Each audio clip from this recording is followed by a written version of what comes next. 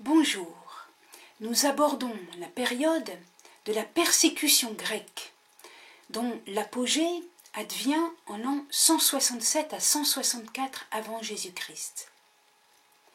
Cette période concerne les livres de Daniel et les premiers et seconds livres des Maccabées. Après l'occupation grecque lagide de l'Égypte, advient l'occupation grecque séleucide de Syrie. Et puis, les Grecs sont d'abord plutôt séducteurs, avec leurs centres culturels, leurs centres commerciaux, et c'est d'abord de bon cœur que les Juifs veulent leur ressembler. Ce n'est pas tout de suite une persécution, c'est d'abord une séduction. Nous apprenons cela dans le premier livre des Maccabées. C'est tout à fait étonnant. Beaucoup de Juifs, de notables de Jérusalem, probablement se sentant arriérés, un peu marginaux par rapport à cette brillante culture grecque, demandent eux-mêmes à être affranchis de leurs propres lois. Sachez que depuis Esdras, donc déjà du temps des Perses, les Juifs avaient le droit d'avoir leurs propres coutumes, leurs propres lois. Et voilà que les notables de Jérusalem demandent à en être affranchis. Premier livre des Maccabées, chapitre 1, verset 11. « Allons, faisons alliance avec les nations qui nous entourent. » Verset 13, ils demandent d'observer les coutumes païennes. Ils construisent un gymnase, c'est-à-dire un lieu où non seulement on fait du sport, mais aussi où on étudie la culture grecque, et où on rend un culte aux divinités grecques. Et comme le sport se pratique nu, eh bien, on essaye de cacher la circoncision, qui attire quelques moqueries, par une petite opération. Alors que tout de même, la circoncision est le signe de l'alliance avec le Dieu de nos pères, avec le Dieu du Sinaï. Jason, d'ailleurs, le grand prêtre Jason, ce n'est pas son vrai nom, il a changé son nom en un nom grec, va jusqu'à offrir tout à fait volontairement un sacrifice à la divinité grecque Héraclès. Mais ses délégués ont tout de même un peu de scrupules et finalement ce sera une offrande pour les bateaux. Bon, mais tout de même, on voit le climat qui est assez étonnant. Mais à la séduction succède l'oppression. Antiochus IV, l'empereur grec, trouve que l'évolution du peuple hébreu est trop lente. Il veut l'accélérer. Il trouve qu'il y a trop de juifs qui restent attachés aux particularités de leur foi. Alors, il durcit le ton. Il impose les coutumes grecques et il interdit les coutumes hébraïques.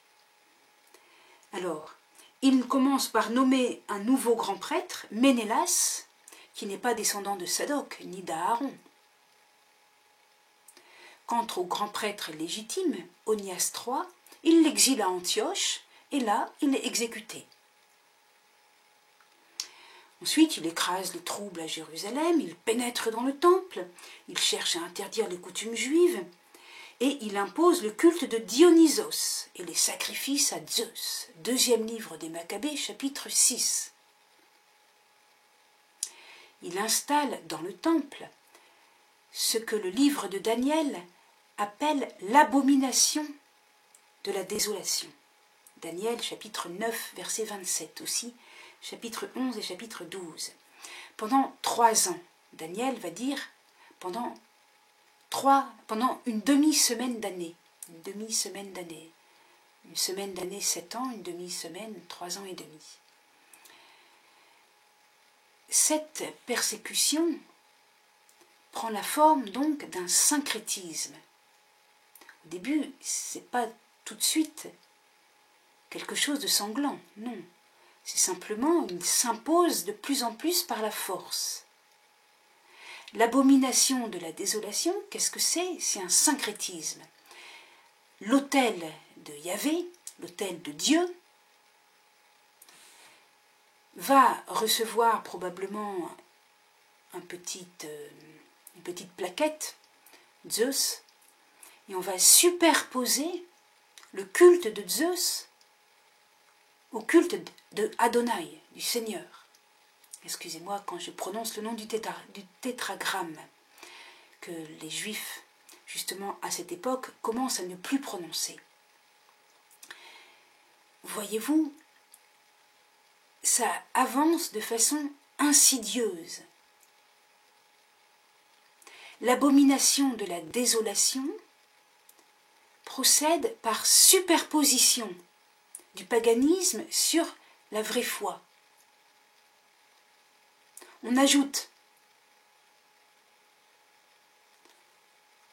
Et du coup, on dilue et on sème la confusion.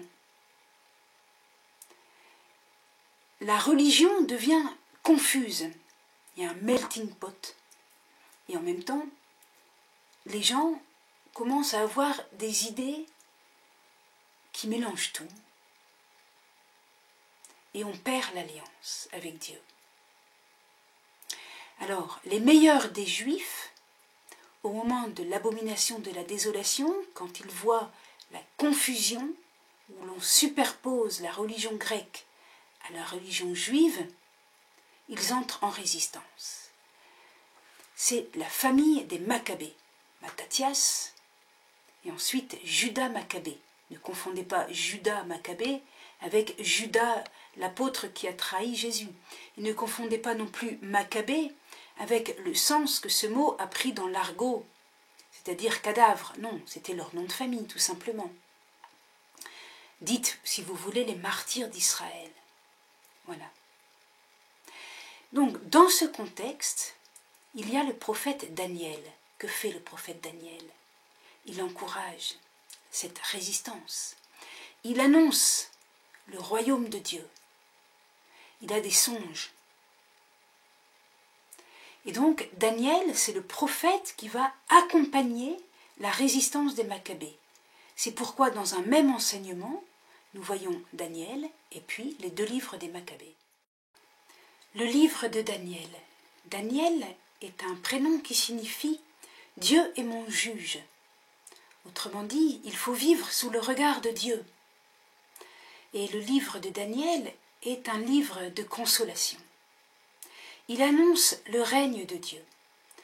Alors, pour transmettre son message, souvenez-vous qu'on est en période de persécution, eh bien, il fait semblant de vivre plusieurs siècles plus tôt, pendant l'exil à Babylone. De cette manière, les persécuteurs ne savent pas trop de quoi ils parlent. C'est un petit peu crypté. Tout d'abord, il y a une petite histoire avec 3 jeunes gens qui sont à l'école de la sagesse païenne à Babylone. Et ces 3 jeunes gens demandent à rester fidèles à leurs coutumes alimentaires juives. On le leur accorde, et voilà qu'au terme des études, ils sont les meilleurs. Morale de l'histoire, vous êtes séduits par l'hellénisme, parce que les Grecs ont une sagesse. Mais la sagesse juive n'est pas ridicule. Au contraire, écoutez cette petite histoire. En gardant les lois juives, on devient 10 fois plus sage que les autres.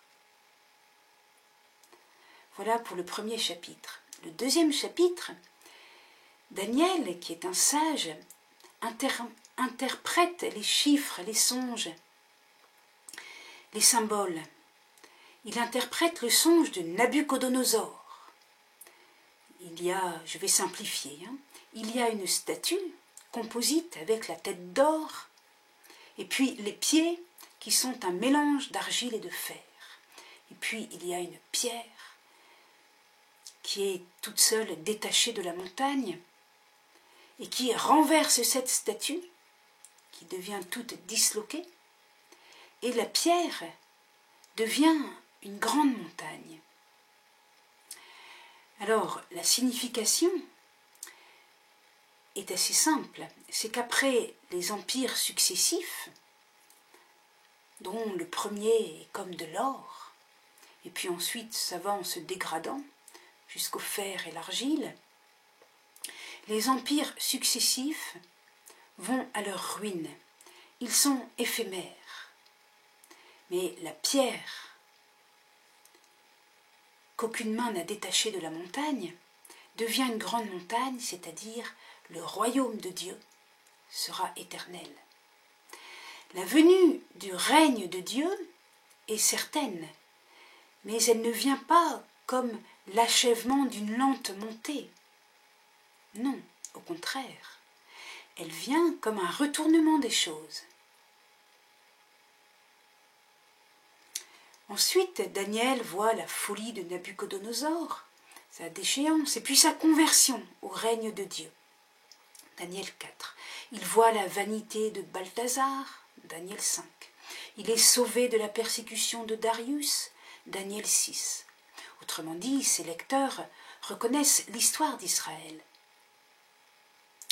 Daniel soutient le combat des Maccabées. Alors de nouveau, il va parcourir rapidement l'histoire des règnes de Nabuchodonosor, Nabonide, Balthazar, puis ceux de Cyrus et Darius. Daniel 7, 8, 9, 10. Il voit la façon d'agir de Dieu. Les empires sont inhumains, c'est comme des bêtes. C'est comme des bêtes. Inhumains et éphémères. Alors il poursuit dans le même sens. Eh bien, l'oppression d'Antiochus IV, Épiphane, sera éphémère. Il ne faut pas se laisser séduire par les Grecs. Tout cela est éphémère. Ce qui va durer, c'est le règne de Dieu. Alors oui, le mal culmine, augmente, mais ensuite le visionnaire aperçoit comme de loin le vrai maître du monde. Daniel 7, versets 13 à 14. « Et je voyais venir avec les nuées du ciel comme un fils d'homme. Il parvint jusqu'au vieillard, et on le fit avancer vers lui. Et il lui fut donné domination, gloire et royauté. Tout peuple, toutes les nations et toutes les langues le servirent. Sa domination est une domination éternelle qui ne passera pas, et sa royauté une royauté qui ne sera pas détruite. » Voilà. Alors, Benoît XVI a résumé un petit peu les commentaires sur ce passage, et il dit que le Fils de l'homme ne symbolise pas une figure individuelle, mais il est la représentation du royaume dans lequel le monde atteint son but. Beaucoup d'exégètes y ont vu une figure aussi individuelle, mais cela en s'appuyant sur des écrits tels que le 4e Esdras, chapitre 13, ou l'Éthiopien Enoch, des écrits qui ne sont pas dans la Bible, et des écrits qui sont postérieurs, qui sont écrits après, si vous voulez, des livres qui sont plus récents, et qui ne peuvent donc pas être la source du texte de Daniel. Alors ensuite, Daniel, au chapitre 9, nous donne la prophétie des 70 semaines. Alors, nous avions déjà en Jérémie, chapitre 25, une prophétie sur 70 ans. C'était les 70 années, grosso modo, de l'exil à Babylone. Et Daniel reprend cette prophétie en parlant avec l'ange Gabriel, et cette prophétie devient une prophétie non pas de 70 ans, mais de 70 semaines d'années, autrement dit 449 ans. Alors la prophétie est un peu obscure, de telle sorte que certains voient l'aboutissement de ces 449 ans à Antiochus Épiphane et à la purification du temple en l'an 164, tandis que les chrétiens voient, et je pense que c'est sérieux, une prophétie qui s'achève au moment de la mort du Christ.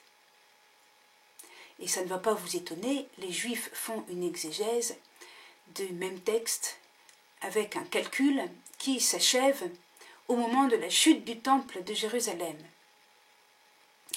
Il va de soi que les sectes utilisent les mêmes chiffres pour faire d'autres calculs pour annoncer la fin du monde. En 1914, pour les témoins de Jéhovah, et etc., etc. Il y a régulièrement de nouveaux calculs. Donc on va laisser ça. On va simplement retenir que Daniel annonce la venue certaine du règne de Dieu. Finalement, le Fils de l'homme apparaît à Daniel et il parle des événements récents. Daniel 11. Oui, le mal grandit, mais Dieu va intervenir. Et autant que Dieu connaît, il y aura un jugement à la fin des temps et une résurrection des morts, les justes pour la vie éternelle, les impies pour la honte et la damnation éternelle. Daniel chapitre 12. Le deuxième livre des Maccabées, que nous étudions avant le premier, parce que le premier livre va plus loin dans la progression de l'histoire. Donc, vers l'an 166 avant Jésus-Christ, Judas Maccabée, qu'il ne faut pas confondre avec l'apôtre qui a trahi Jésus, et le nom Maccabée ne signifie pas cadavre, cela c'est l'argot qui par la suite lui a donné cette signification. C'est simplement son nom de famille. Donc Judas Maccabée entre en résistance contre Antiochus IV Épiphane, qui a introduit à Jérusalem l'abomination de la désolation, c'est-à-dire la superposition du culte de Zeus sur le culte de Adonai. Autrement dit, une grande confusion. Tout cela pour des rêves de paix et de religion universelle. En tout cas, il n'y a pas de paix, puisque Antiochus IV Épiphane persécute les Juifs. Donc, Judas Maccabée entre en résistance, et c'est très difficile car les forces sont totalement disproportionnées. Vous imaginez bien, les Grecs ont une armée très forte et très puissante, organisée. Mais, providentiellement, Antiochus IV doit partir dans ses provinces d'Orient, et il meurt en l'an 164. La succession donne lieu à des querelles, et Judas Maccabée profite de la situation et il purifie le temple. Il pense pouvoir même obtenir la restauration politique, l'indépendance nationale, mais là, il présume trop de ses forces et c'est l'échec, mais il meurt en héros. Voilà pour l'histoire. Le deuxième livre des Maccabées s'arrête là. Nous nous arrêtons un peu sur le chapitre 7 qui révèle une très grande importance au plan de la foi. C'est l'histoire d'une mère de 7 fils martyrs qui meurent l'un après l'autre. Et cette mère les encourage et elle exprime sa foi. Foi en Dieu créateur. Et pour la première fois, nous avons de façon très nette la foi en Dieu créateur ex nihilo, à partir de rien. Ce que l'on retrouve ensuite dans le livre de la Genèse, au verset 1 du premier chapitre, Dieu crée à partir de rien.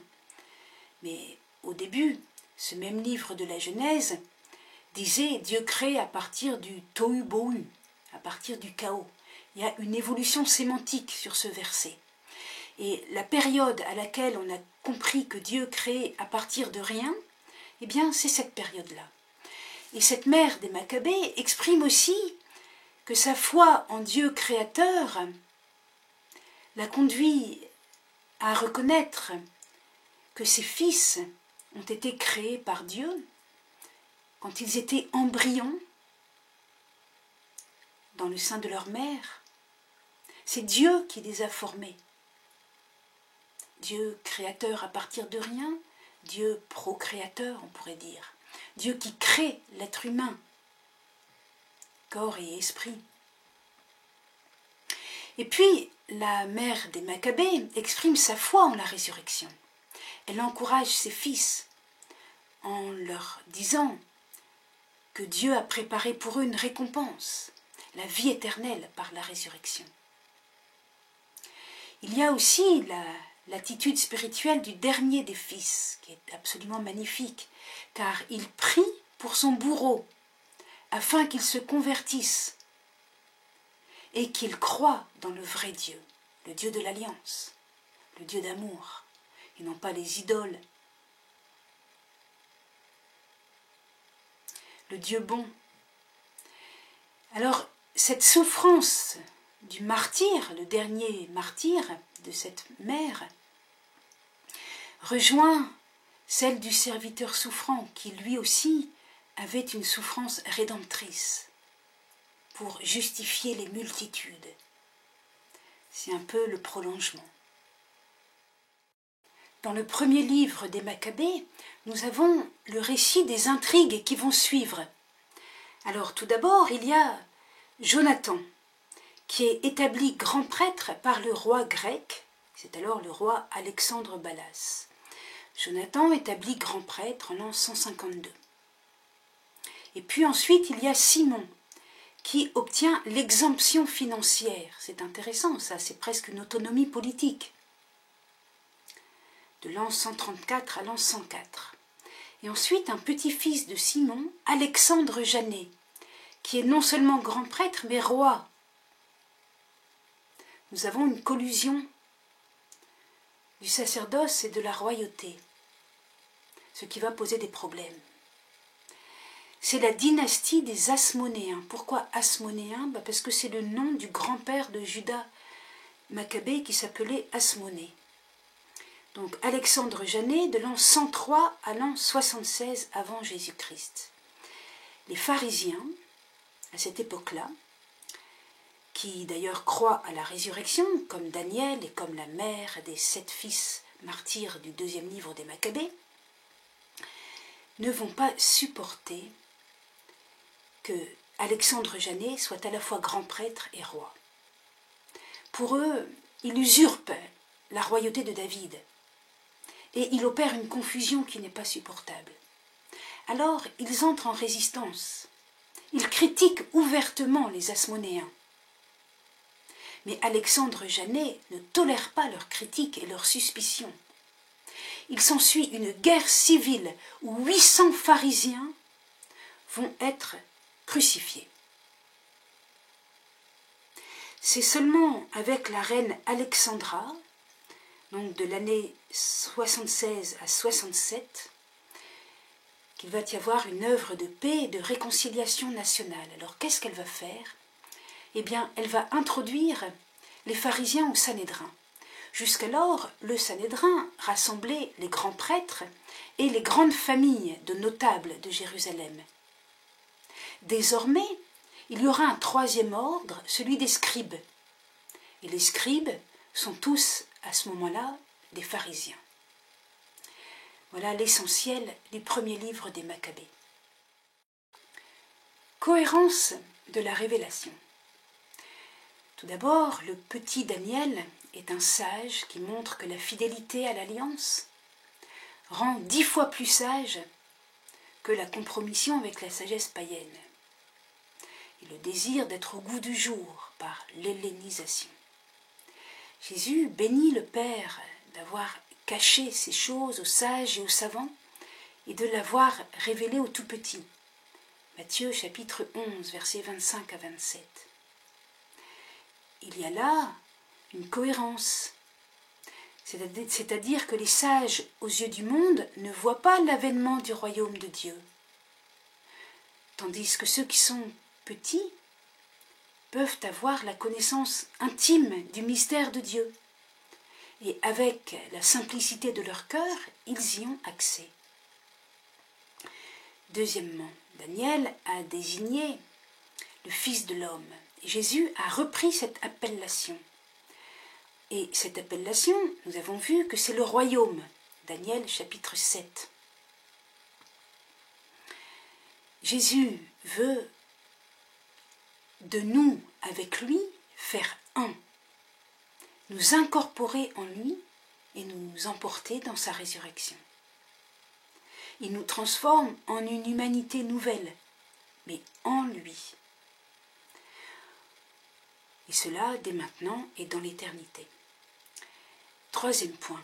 Est-ce que les martyrs d'Israël, les Maccabées, et Jonathan et Simon, Alexandre Janet, est-ce qu'ils ont réalisé la prophétie de Daniel sur ce règne de Dieu?